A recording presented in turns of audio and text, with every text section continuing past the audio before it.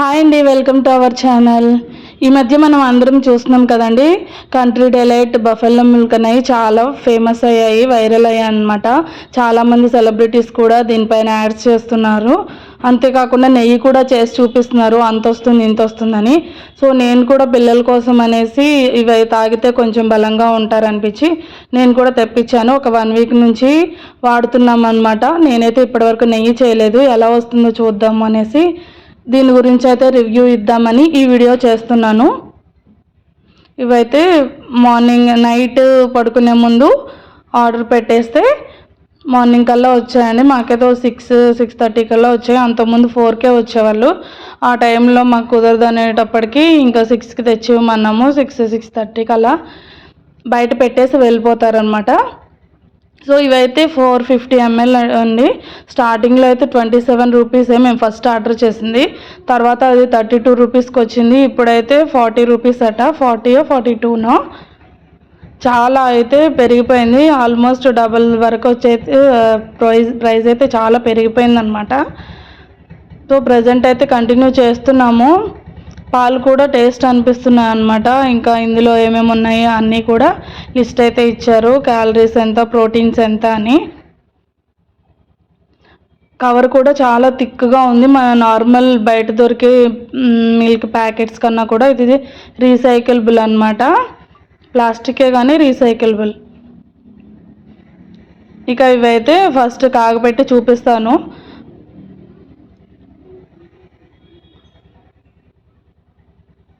నేనైతే 2 ప్యాకెట్స్ ఒకేసారి 1 litre bowl తీసుకొని, ఇందులో 1 లీటర్ పైగానే పడుతుంది ఆ బౌల్లో. కొంచెం వెడల్పుగా ఉన్న గిన్నె అయితే పాలు తొందరగా పొంగకుండా చక్కగా మరుగుతాయి అన్నమాట. సో చూడండి, నేను ఇదైతే ఫ్రిడ్జ్లో పెట్టలేదు, బయట నుండి తీసుకొచ్చాను. బాగా క్రీమీగా ఉందన్నమాట ప్యాకెట్లో కూడా. ఫస్ట్ అయితే మనం కట్ చేసి పోసే ముందు ప్యాకెట్ని చక్కగా కడుక్కోవాలి వాటర్తో. ఎక్కడెక్కడ నుండో తెస్తారు కదా, సో డస్ట్ అనేది ఉంటుంది కనిపించకుండా. సో ఫస్ట్ అయితే నేను ప్యాకెట్ కడిగేసి పోసాను. మనం పోసినా కూడా ఇంకా లోపల క్రీమీగా ఉంటుంది. సో మనం ముందుగానే ప్యాకెట్స్ వాష్ చేసాం కాబట్టి కొన్ని అందులో వాటర్ పోసుకొని కూడా ఇలా దులిపేసి పోస్తే కొంతవరకు సేవ్ అవుతాయి అన్నమాట. సో పాలను అయితే చక్కగా సిమ్లో పెట్టుకొని స్టవ్ మీద పెట్టేసుకొని మరిగించుకుంటూ ఒక 15 to 20 మినిట్స్ వరకు అయితే చక్కగా మరిగించుకోవాలి. ఇవనే కాదు, మనం ఏ పాలు తెచ్చినా కూడా 20 మినిట్స్ వరకు ఉంచుకోవాలండి. ఫస్ట్ పొంగు రాగానే ఆపేయకుండా సిమ్లో పెట్టుకొని ఫ్లేమ్ని ఊదుకుంటూ చూడండి. మనం నార్మల్ ప్యాకెట్కి అయితే ఇంత నురగైతే రాదు, ఇదంతా బటర్ అన్నమాట. సో నేను పొంగుతున్నప్పుడు ఫస్ట్ పొంగుకి ఊదేశాను, పక్కన స్టవ్ మీద చూసారా అది మీగడ పడింది. ఎంత తుడిచానో అదంతా చాలా అంటే చాలా జిడ్డుగా ఉంది. మనకి వెన్న టచ్ చేస్తే ఎంత జిడ్డుగా ఉంటుందో అంత జిడ్డుగా ఉందన్నమాట. సో తర్వాత లిక్విడ్తో అయితే క్లీన్ చేయాలి. ఇవైతే చల్లారాక ఇలా వస్తుందండి, ఇంకా కొంచెం గోరువెచ్చగానే ఉన్నాయి. పూర్తిగా మనకి పాలు చల్లారితే దానిపైన థిక్ లేయర్ అనేది మీగడ వచ్చేస్తుంది. చూసారుగా ఇలా క్లాత్ లాగా వచ్చిందనమాట. నేనైతే ముందుగానే ఈ ఒక 4 to 5 డేస్ వరకు మీగడైతే తీసి ఫ్రిడ్జ్లో పెట్టాను. సో అది ప్లస్ ఇది కలిపి బటర్ మిల్క్ చేసి వెన్న అయితే తీద్దాం అనుకుంటున్నాను. సో అందుకని ఇది ఇంకా కూల్ అవ్వలేదు, బట్ మన దగ్గర టైం లేదు కాబట్టి నేనైతే ఈ మీగడ కూడా వేసి చేస్తున్నాను బటర్ మిల్క్. ఇప్పటికే మనకి బాగానే థిక్గానే వచ్చింది, కొంచెం వెయిట్ కూడా ఉంది, వెయిట్కి అయితే పడిపోయిందనమాట. ఇంకా పాలు అనేవి ఇంకా కొంచెం వేడిగా ఉన్నాయి చూసారా, అందుకని మనకి ఇంకా బటర్ అనేది ఆయిల్ లాగా కనిపిస్తుంది కదా, అది కూడా బటరే. ఇంకొంచెం చల్లారాక ఇంకో లేయర్ అనేది ఫామ్ అవుతుంది, అప్పుడు మళ్ళీ చూపిస్తాను మీకు. సో ఇప్పుడైతే బటర్ మిల్క్ ప్రిపేర్ చేయడానికి నేను ఫ్రిడ్జ్లో ఆల్రెడీ బయట పెట్టాను, ఒక 1/2 అవర్ అవుతుంది. సో ఇదైతే 4 to 5 డేస్ది. అదైతే ఆ మీగడ అనేది నేను 2 టైమ్స్ తీసాను ఒక్కొక్కటి, ఎందుకంటే మనం ఫస్ట్ టైం ఒక లేయర్ తీసాక కొద్దిసేపటికి మళ్ళీ పాలపైన ఇంకో లేయర్ ఫామ్ అవుతుంది. సో అందుకని నాకు అంత ఎక్కువ వచ్చింది. మరి ఇదంతా కూడా నెయ్యి అవుతుందా లేదా, వెన్న అవుతుందా లేదా చూడాలి. సో నేనైతే ఈ విస్క్ యూస్ చేసి మన ట్రెడిషనల్ వేలో బటర్ మిల్క్ చేద్దాం అనుకొని డిసైడ్ అయ్యాను. ఒక 1 మినిట్కి ఒకసారి చూస్తున్నాను అనమాట బ్లెండ్ చేసేసి. నేనైతే ఈ విస్క్తో చేయడం తప్పనిపించింది, మిక్సీతో చేస్తే బాగుండేది. మిక్సీలో అయితే ఇంకా 1 టైంకే చాలా వస్తుంది. నాకు మొత్తం సర్ఫేస్ అంతా మొత్తం బటర్ మిల్క్ చుక్కలు చుక్కలు పడ్డాయి. ఒక 1 మినిట్ చిలికాకైతే ఇలా వచ్చింది అనమాట బటర్ అనేది. చూడండి విస్క్ కూడా బాగా అంటుకుంది బటర్. ఫస్ట్ అయితే దీన్ని వేరే బౌల్లోకి ట్రాన్స్ఫర్ చేసుకుంటున్నాను. తర్వాత మళ్ళీ అలా నాకు 2 to 3 టైమ్స్ అలా చేస్తాం కదా మనం. గేదెదైతే మనం ఇంటి దగ్గర విలేజ్లో కానీ చూస్తూ ఉంటాము.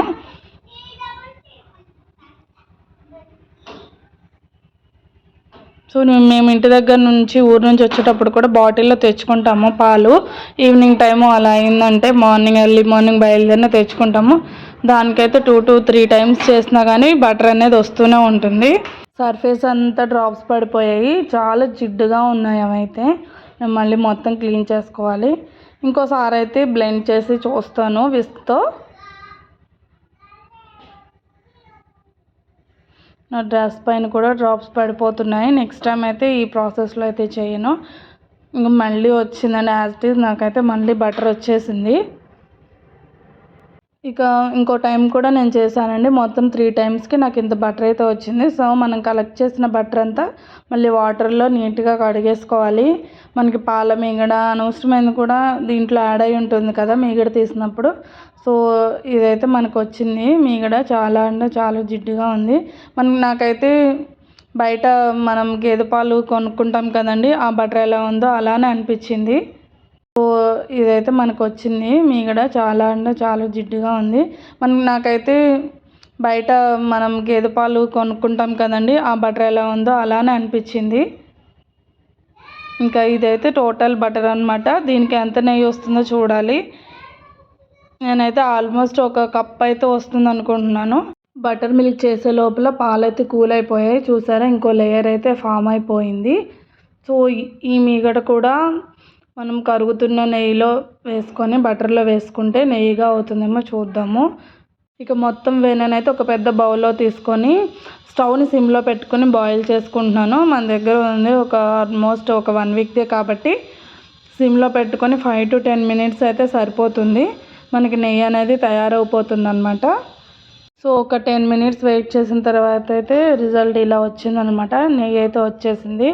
ఇంకా కంప్లీట్గా మెల్ట్ అవ్వకముందే గిన్నె అనేది కొంచెం మాడడం స్టార్ట్ అయింది. ఎందుకంటే మనకి వెన్నతో పాటు ఎక్స్ట్రా మీగడ అవి వస్తూ ఉంటాయి కదా.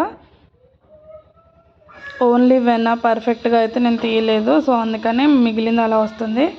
ఇదే అండి గిద్దె. ఈ గ్లాస్ అయితే ఒక గిద్దెతో కొలుస్తారనమాట. గిద్దె అంటే ఆల్మోస్ట్ 180 ml అయి ఉంటుంది. 180 ml 200 ml నియర్లీ. సో అయితే ఒక కప్ అయితే వస్తుంది అనుకుంటున్నాను. సో మనకి నెయ్యిలో కొంచెం మాడిపోయింది కదా లాస్ట్లో అన్నెసరీది. సో అందుకే అవి రాకుండా నేనైతే ఫిల్టర్ చేస్తున్నాను నెయ్యి. సో ఎప్పుడైనా ఫిల్టర్ చేయడమే మంచిది, మనకి ఎక్కువ రోజులు స్టాక్ ఉంటుందన్నమాట. మనం అంతా ఒకసారి యూస్ చేయలేం కదా. సో అందుకే ఫిల్టర్ చేసుకుంటే మనకి ఎక్కువ రోజులు. అలానే గ్లాస్ కూడా మనం ఎందులోకైతే స్టోర్ చేసుకుంటున్నామో అది చాలా డ్రైగా ఉండాలి కంప్లీట్గా.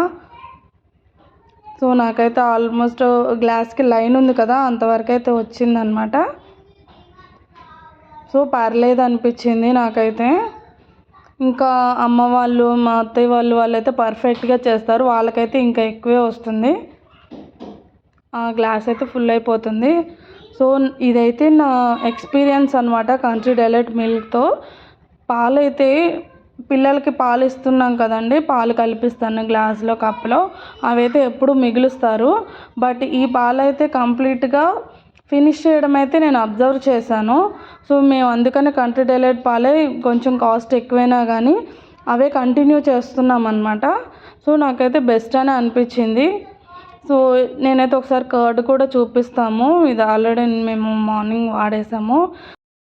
ప్యాకెట్లో నుంచి పాలు బౌల్లో పోసిన తర్వాత కూడా ప్యాకెట్లో అంత క్రీమీగా అనిపిస్తుంది.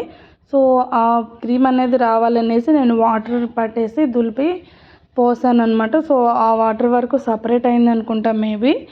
మనం యాక్చువల్గా యాజ్ ఇట్ ఈజ్ గేదె పాలు తోడేసిన పెరుగు కొంచెం వాటర్ అనేవి అలానే వస్తాయి. సో ఇది పెద్ద విషయం కాదనమాట. నాకైతే ఇది నా పర్సనల్ ఒపీనియన్. మీరు కూడా కంట్రీ డిలైట్ పాలు యూస్ చేస్తుంటే ఎవరైనా మీ ఒపీనియన్ కూడా నాతో షేర్ చేసుకోండి. Thanks for watching. ఈ వీడియో మీకు నచ్చినట్టయితే తప్పకుండా లైక్ చేసి మన ఛానల్ని సబ్స్క్రైబ్ చేయండి.